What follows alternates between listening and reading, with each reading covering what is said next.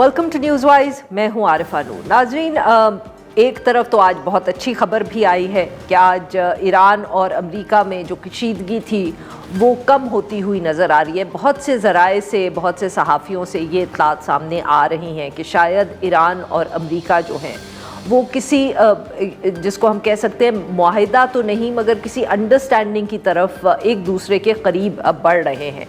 और of course इसके अंदर बहुत अहम रोल रहा है पाकिस्तान का।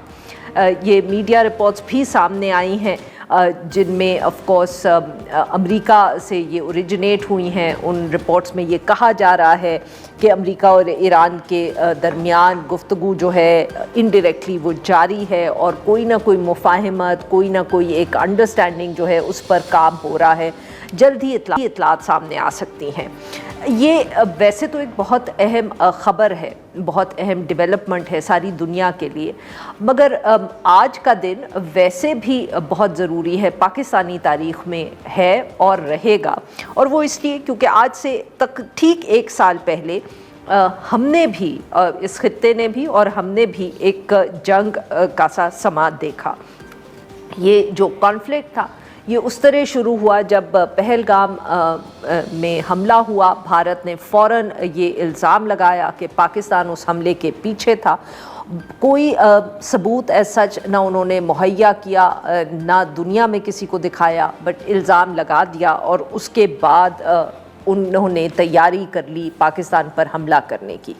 वो हमला आज की रात हुआ। उस हमले में पाकिस्तान में जो भारतीय फ़ौज थी उसने बहुत से जो हम कह सकते हैं लोकेशंस थी उन पर हमला किया। पाकिस्तानी शहरी शहीद भी हुए, ज़ख्मी भी हुए, इमलाक को भी नुकसान पहुंचा।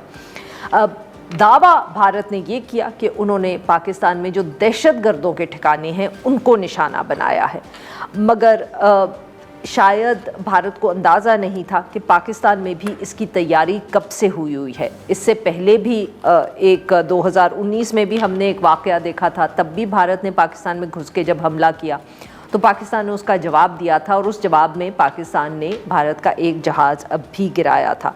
इस मर्तबा वी डिड इवन बेटर और पाकिस्तान ने मुतअद्दिद जहाज़ जो है वो भारतीय गिराए।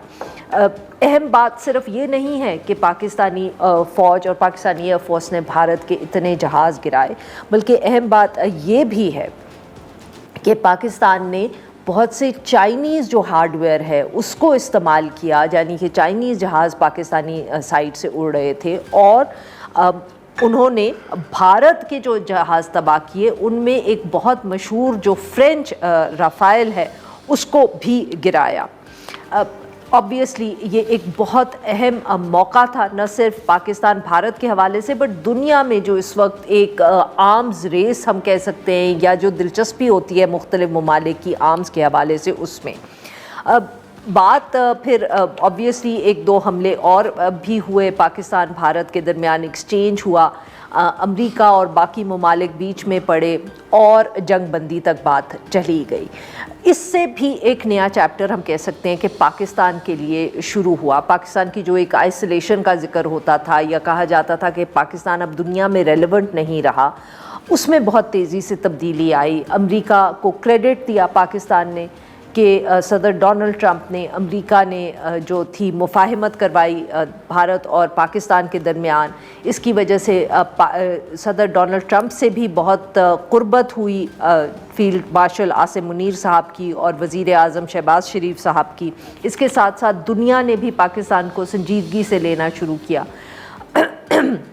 और ये कहना मुश्किल या गलत नहीं होगा कि इन वाक़यात के बाद जब आज की हम सूरत हाल देखते हैं कि ख़ित्ते में इतनी कशीदगी है और पाकिस्तान जो एक रोल अदा कर रहा है ईरान के हवाले से, अमेरिका के हवाले से, उसका सिरा जुड़ता है पिछले साल के इन इवेंट्स से। क्योंकि अगर ये पिछले साल का वाक़या ना होता तो शायद हमारी लीडरशिप की, पाकिस्तानी लीडरशिप की वाइट हाउस से इतने अच्छे ताल्लुकात ना बनते कि आज वो ये रोल प्ले कर रहे हैं।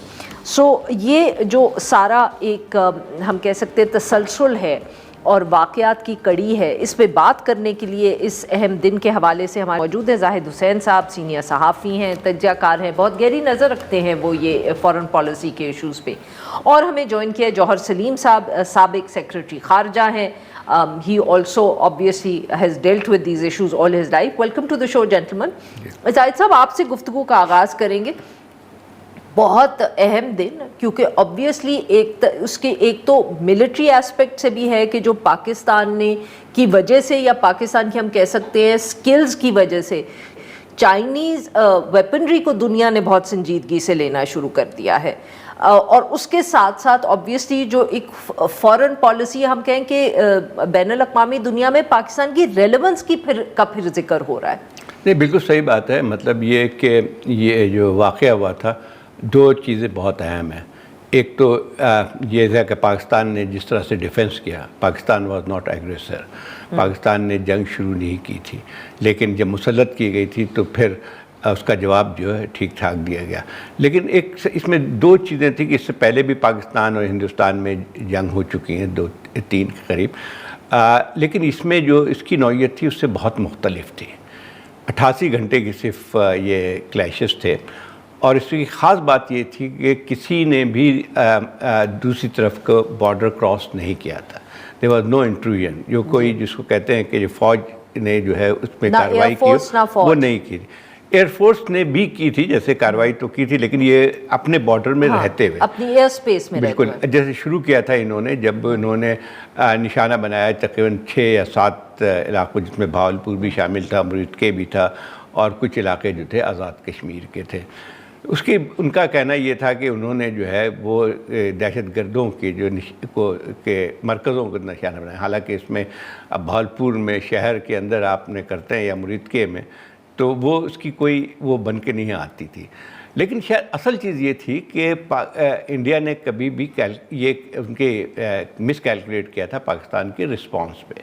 उनका ख्याल ये था कि जब आपको याद होगा कि जयशंकर ने बाद में बयान भी दिया था पार्लियामेंट में कि हमले के बाद हमने उनको पाकिस्तान को कांटेक्ट किया था और उनसे ये कहा था कि ये सिर्फ एक वाक़या है, और उन्होंने ये अपना उम्मीद ज़ाहिर की थी कि पाकिस्तान उसको उसी तरह से लेगा. मैं ख्याल उनको शायद अंदाज़ा नहीं था कि जो है इसका इस तरह से जवाब दिया जाएगा. एक और जंग में जो थी, एक खुसूसियत थी कि एक मल्टी डोमेन वॉर थी. और इससे पहले जो अगर देखा, इसने पूरा जो है यानी मॉडर्न वॉरफेयर के जो है वो तब्दील कर दिया है एक लिहाज से. जो जंग करने का अंदाज़ था, हालांकि हिंदुस्तान की ताकत हमसे कई गुना ज़्यादा है. उनकी एयरफोर्स जो 7 नवंबर को, जो रात को जो वाक़या हुआ, 7 मई को जो वाक़या हुआ था, उसमें उनकी तरफ से तकरीबन 100 से ज़्यादा जहाज़ थे और हमारी तरफ से 70 थे. लेकिन ये कि अपने इसमें तो, लेकिन जिस तरह से हमने यानी उनका न सिर्फ मुकाबला किया बल्कि उनके निशाने बनाए, तो वो ख़ुद एक लिहाज से जिसको कहते हैं कि वॉरफेयर की एक जो हिस्ट्री है, या उसमें जो है एक नया इजाफा बन के आता है. आपने अभी इसका जिक्र किया था कि मल्टी डोमेन वॉर था. इसका मतलब ये हुआ था कि इलेक्ट्रॉनिक और उसके आपकी जो एविएशन है, उन सब को एक कॉम्बिनेशन था. और मेरा ख्याल ये है कि शायद हिंदुस्तान उस चीज़ के लिए तैयार नहीं था. पाकिस्तान के लिए एक ख़ास बात जो थी इसमें, वो ये थी कि पाकिस्तान ने तैयारी बहुत पहले से की थी. 2019 को जो पहला वाक़या हुआ था, जब बालाकोट में हिंदुस्तान ने जो है वो जहराना कार्रवाई की थी, वो पहला वाक़या था कि जंग. सर माफ़ करिएगा, आपकी बात यहाँ काट रही हूँ कि शायद पाकिस्तान की तैयारी 2016 में जो सर्जिकल स्ट्राइक हुई थी उसके बाद शुरू हो गई थी. So we were prepared for 2019. हाँ, लेकिन 2016 का जो जिसकी सर्जिकल, उसकी कभी भी उसकी कंफर्मेशन कभी भी नहीं हुई. मतलब हिंदुस्तान ने ज़रूर क्लेम किया, लेकिन हमारी तरफ से कभी भी जो है इस चीज़ को जो तस्लीम नहीं किया गया था, और उसके ऊपर बहुत शकूक थे. लेकिन 2019 का जो वाक़या था वो तो था जिसमें हमने एक जहाज़ भी गिराया. तो उस वक्त से इनकी हमारी तैयारी जो है थी इलेक्ट्रॉनिक वॉरफेयर की, और उसी के नतीजे में जो कुछ हुआ वो हमारे सामने है. जी, जौहर सलीम साहब, सर आपने जाहिद हुसैन साहब की बात सुनी, वही के कहीं ना जैसे उन्होंने भी जिक्र किया यही बात कि एक तो ये हम कह सकते हैं कि मिलिट्री हिस्ट्री के हवाले से अगर बात करें तो भी नई तारीख रकम हुई, और पाकिस्तान के लिए बिलखसूस शायद जो एक बार बार ये बैनुल-अक़वामी दुनिया में बात एक हो चुकी थी, और पाकिस्तानियों ने भी शायद उस पर यकीन करना शुरू कर दिया था कि हम अब इतने अहम नहीं रहे दुनिया में. اس کو بھی ریورس کیا اس نے. وہ جو ٹرینڈ تھا کہ سب کا خیال تھا کہ پاکستان بہت ریلیونٹ ہو گیا ہے, اتنا اہم نہیں ہے, وہ ٹرینڈ بھی وہاں سے ریورس ہونا شروع ہوا ہے. جی بالکل آپ نے صحیح کہا. فرق کہ یہ دیکھیں, ایک تو خیر ملٹری بالکل ہسٹری کی جو ہے اس کی تو میں تو ایک بڑا باب ہے یہ, جس کے اوپر بہت زیادہ میں سمجھتا ہوں ریسرچ بھی ہوگی, پڑھا بھی جائے گا جو ہے نا ملٹری اکیڈمیز میں. لیکن جو زیادہ اہم چیز ہے دیکھیں, وہ ایک اسٹریٹجک ارریلیونس جس کی طرف ہندوستان پاکستان کو دھکیلنا چاہ رہا تھا. وہ تو کلیم کر رہے تھے کہ ہم پاکستان کو جو ہے نا ڈپلومیٹکلی آئسولیٹ کر دیں گے, اسٹریٹجیکلی آئسولیٹ کر دیں گے, اور پاکستان پہ مسلسل دیکھیں دہائیوں سے ایک وہ ڈس انفو کیمپین چل رہی تھیں, پروپیگنڈا, پھر اپنا جو ہے اکنامک کلاؤٹ وہ استعمال کر کے پھر پاکستان کو ساتھ ہی ساتھ یہ بھی وہ ایک نیریٹو بلڈ کر رہے تھے کہ پاکستان ایک فیلنگ اسٹیٹ ہے اکنامکلی بھی, اور اس کو انٹرنل چیلنجز اتنے زیادہ ہیں اس کو کہ یہ جو ہے نا امپلوڈ کر جائے گا. تو دیکھیں وہ سارے نیریٹو جو ہیں وہ بہہ گئے اس میں. بلکہ یہ ہوا کہ ابھی آپ کیا دیکھتے ہیں اس وقت دنیا میں, میڈیا پہ آپ اٹھا لیں, الیکٹرانک میڈیا ہو یا کوئی پریس ہو یا سوشل میڈیا ہو, ہر جگہ پاکستان کا ذکر ہے, پاکستان کا چرچا ہے, پاکستان کی پیس میکنگ جو پروگریس ہے اس کا چرچا ہے, پاکستان نے جو ایک ریمارکیبل ڈپلومیسی کی اس کا چرچا ہے, ایک نیٹ اسٹیبلائزر کے طور پہ جو پاکستان کا رول ہے اس کی بات ہو رہی ہے. اور انڈیا کدھر ہے؟ دنیا کا سب سے بڑا ملک آبادی کے لحاظ سے, جو اپنے آپ کو دنیا کی سب سے بڑی جمہوریت بھی کہتا ہے, حالانکہ میں سمجھتا ہوں کہ وہ ایک فساد ہے. لیکن چلیں جو بھی ہے, دنیا کی چوتھی بڑی وہ چوتھی یا کبھی پانچویں, ظاہر ہے وہ اعداد و شمار بدلتے رہتے ہیں, بڑی جی ڈی پی بھی ہے, پر اس کے باوجود اس وقت انڈیا کا تو کوئی نام ہی نہیں آتا کہیں, نہ کسی جو ہے نا ڈپلومیسی کے حوالے سے کہیں, نہ کوئی جیو اسٹریٹجی کے حوالے سے, نہ کوئی نیٹ سیکیورٹی کے حوالے سے کہیں اگر بات ہو کہ جی نیٹ سیکیورٹی پرووائڈرز کون ہے, یا نہ کوئی میجر پاورز کے حوالے سے. تو کیا ہوا, وہ ڈپلومیٹک آئسولیشن میں تو خود چلے گئے, اسٹریٹجک جو ہے انسگنیفیکنس میں تو وہ خود چلے گئے. اور اس کی وجہ کیا تھی؟ اس کی وجہ یہ تھی کہ دیکھیں جب آپ گڑھا کھودیں گے دوسروں کے لیے, وہ جو ایک کہتے تھے کہ جی ہم پاکستان کو اس طرح کریں گے, اور کیوں کریں گے جی, کیونکہ انہوں نے ایک اسٹریٹجی بنائی تھی جس کو وہ اوفینسو ڈیفینس اسٹریٹجی کا نام دیا, بلکہ ڈاکٹرین, اوفینسو ڈیفینس ڈاکٹرین جد دوول کا. وہ ڈاکٹرین کیا تھا کہ جی ہم پاکستان کو کمزور کریں گے پراکسی آرگنائزیشنز کے ذریعے. اور پراکسی آرگنائزیشنز کون تھیں؟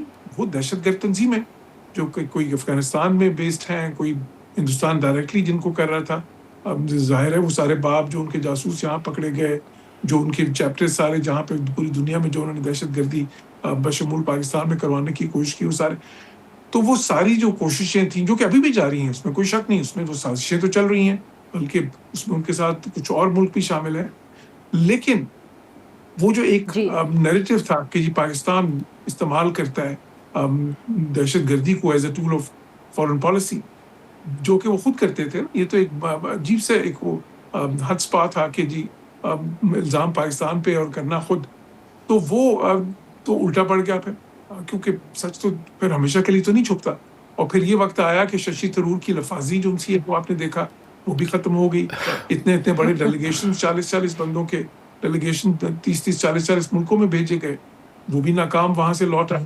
اس وقت دنیا میں ابھی دیکھیں جے شنکر نے جس طرح کی باتیں کی تھی پچھلے دنوں کہ جی ہم تو اسٹریٹجک آٹونومی پریکٹس کرتے ہیں, پاکستان تو کبھی ادھر الائنمنٹ ڈھونڈتا ہے کبھی ادھر ڈھونڈتا ہے, اور کچھ اور بھی تہذیب سے گرے ہوئے لفظ بھی استعمال کیے تھے.